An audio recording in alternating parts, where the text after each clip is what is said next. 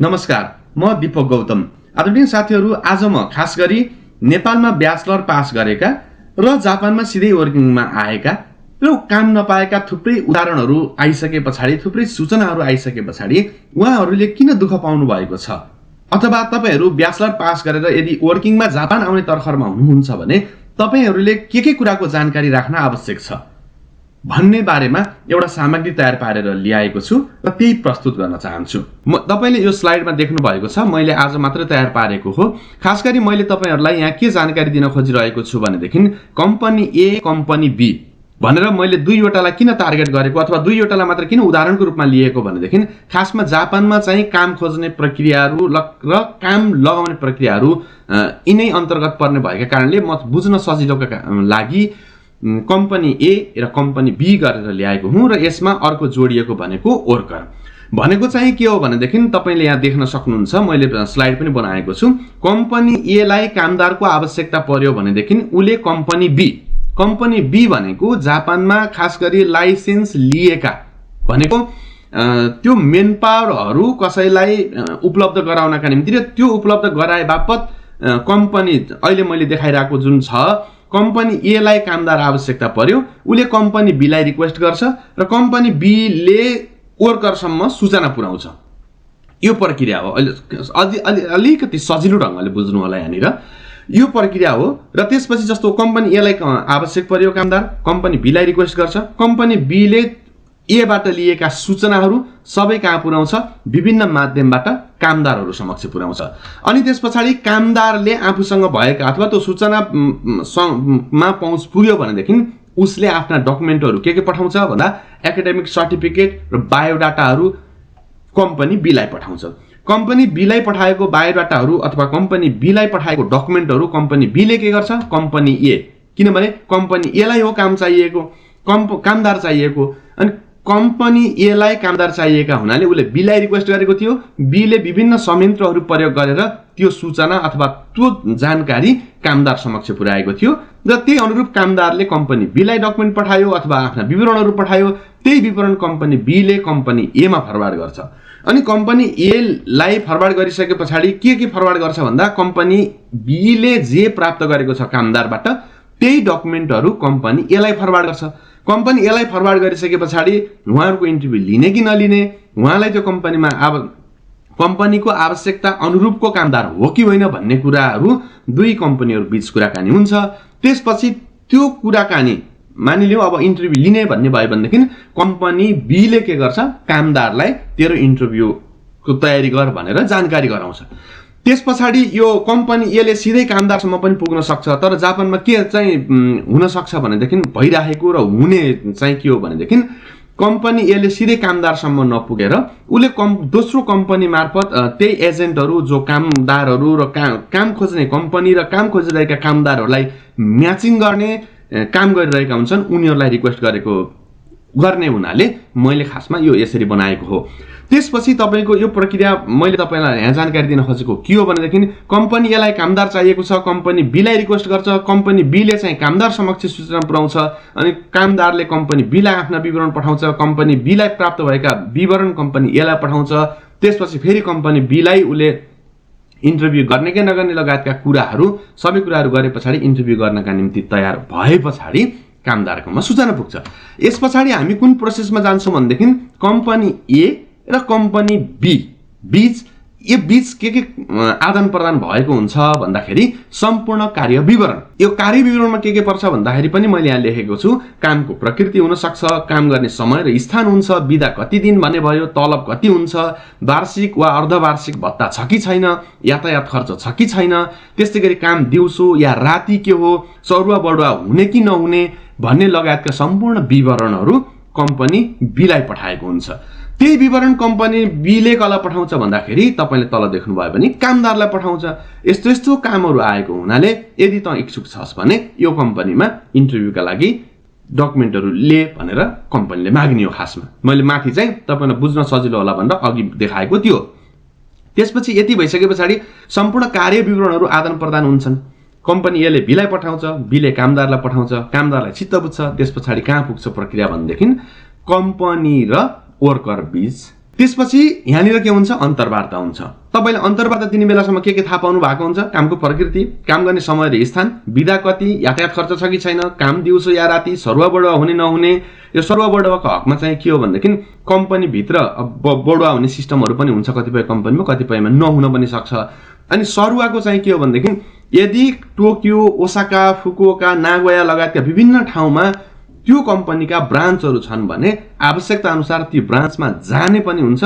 र यो यदि कम्पनी चाहिँ एउटा मात्रै छ, टोकियोमा मात्रै छ भनेदेखि यो बुँदा चाहिँ लागू हुँदैन। यदि बाहिर पनि कम्पनीका ती ब्रान्चहरू छन् भनेदेखि आवश्यकता अनुसार सरुवा हुने पनि हुन्छ र यो पनि तपाईलाई पूर्व जानकारी गराइएको हुनुपर्छ। त्यसपछि वार्षिक वा अर्धवार्षिक भत्ताहरू छ कि छैन, खासमा बोनस भनेर चलन चल्तीमा छ जापानमा।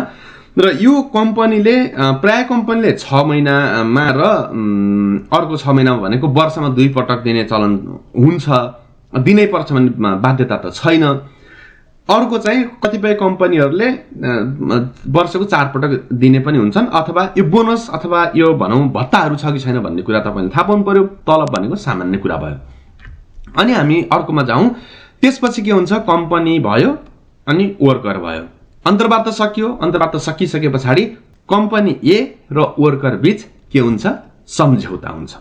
अनि सम्झौता भइसके पछाडिको प्रक्रिया के हो भने बल्ल भिजा प्रक्रिया हो। त्यसपछि भिजा प्रक्रिया हुन्छ। भिजा प्रक्रियाका निम्ति आवश्यक डकुमेन्टहरू इमिग्रेसनमा बुझाउने काम हुन्छ, त्यो कम्पनीले गर्ला अथवा आफ्नो लयर छ भने उसलाई लगाएर गर्ला। यो कम्पनीको कुरा भयो। अहिलेको अवस्था कस्तो हो भने कम्पनी बी, याद गर्नुहोस् है, अहिले यहाँ कम्पनी ए छैन। अघि मैले कम्पनी ए किन जोडेको भने यहीँनिर बुझ्न सजिलो हुन्छ भनेर मैले कम्पनी ए पनि जोडेको हो। त्यसपछि तपाईको कम्पनी बी छ। अनि कम्पनी बीले के गरेको छ, कामदारसँग सूचनाहरू आदान प्रदान गरेको छ।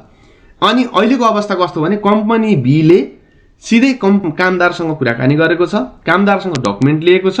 त्यसपछि यहीँबाट कम्पनी बीबाटै भिजाको प्रोसेस गरिदिन्छ। भिजाको प्रोसेस गरेर भिजा आउँछ, कामदार जापान आउँछ। जापान आइसकेपछि कम्पनी बीसँग के छैन भन्नु होला भनेदेखि देख्नुभयो होला, काम छैन। किनकि त्यो कम्पनीले दोस्रो मार्केटमा तपाईलाई सप्लाई गर्नका निम्ति ल्याएको छ, तर उसँग अझै के तयार छैन। अघि मैले ए किन जोडेको भनेदेखि हो त्यस्तै ए बी सी डी अरू कम्पनीहरू छैन। मैले यहाँ त अझै सजिलोसँग देखाउँछु, यसलाई बुझ्नु होला।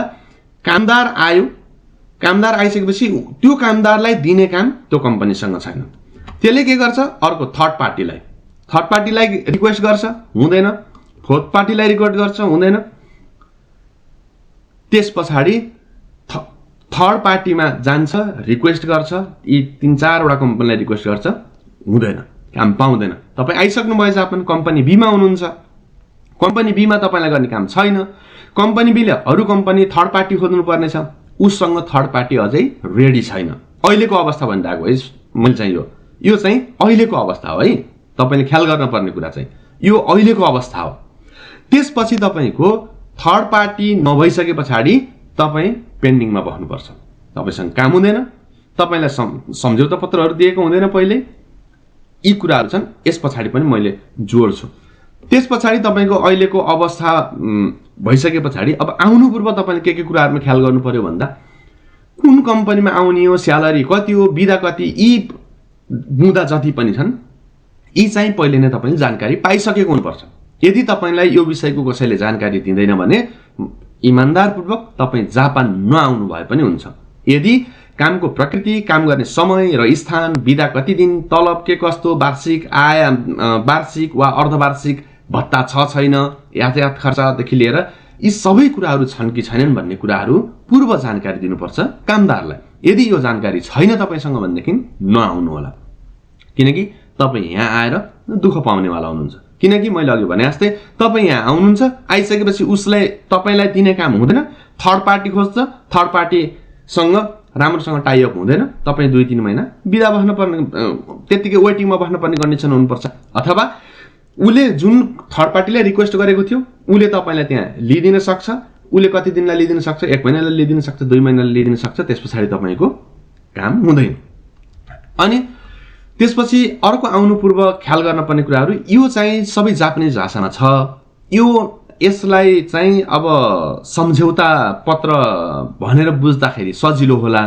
र यसमा के गरिएको हुन्छ म तपाईहरुलाई हाइलाइट गरेको छु।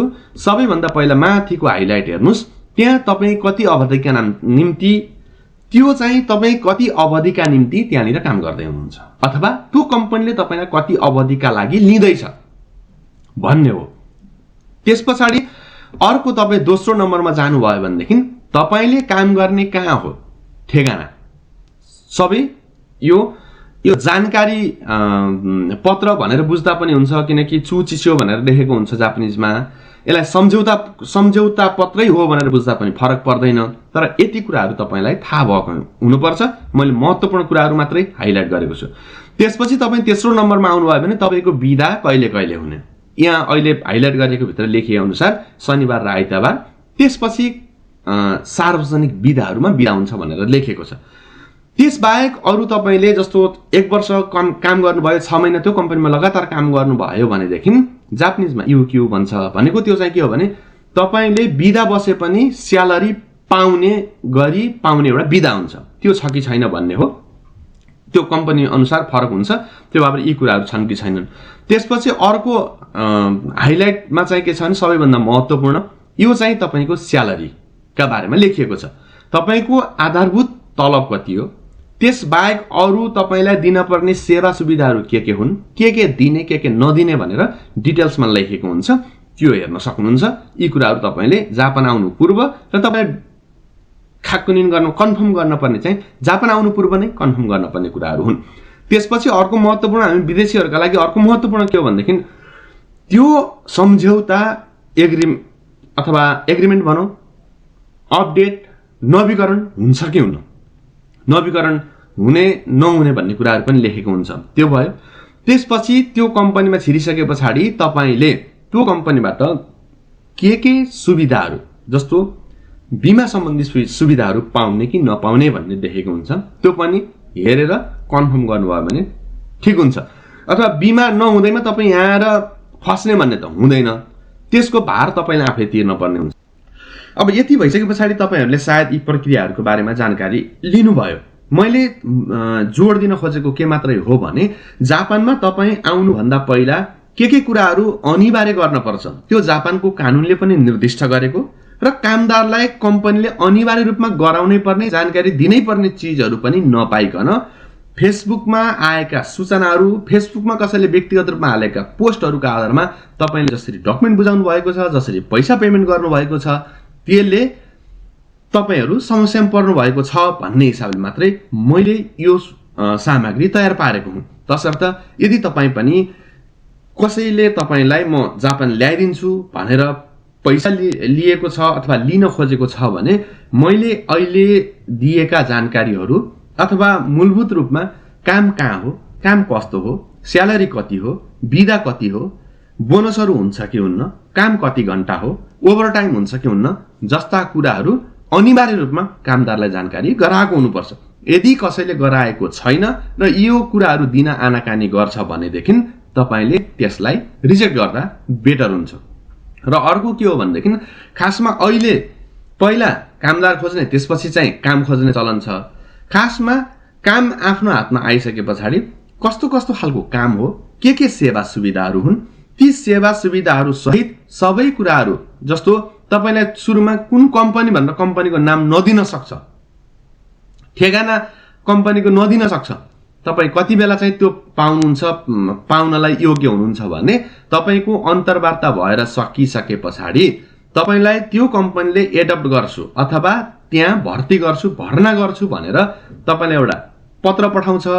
त्यो पत्र पठाउने बेलामा बल्ल तपाईले कुन कम्पनी, काम ठेगाना कहाँ भन्ने थाहा पाउन सक्नुहुन्छ। भनेको यी मूलभूत र आवश्यक जानकारीहरू हुन्। यी अनिवार्य लिनु होला। मैले आजको सामग्री तपाईहरुलाई जापान आएपछि कामका निम्ति कहिले ओसाका जान पर्ने, कहिले होक्काइदो जान पर्ने, कहिले ओकिनावा जान पर्ने जुन समस्या छन् अथवा आएर 5-6 महिनासम्म काम नपाएका उदाहरणहरू पनि भएकाले गर्दाखेरि यो जानकारी तपाईलाई प्रभाव गरेको हुँ। धन्यवाद।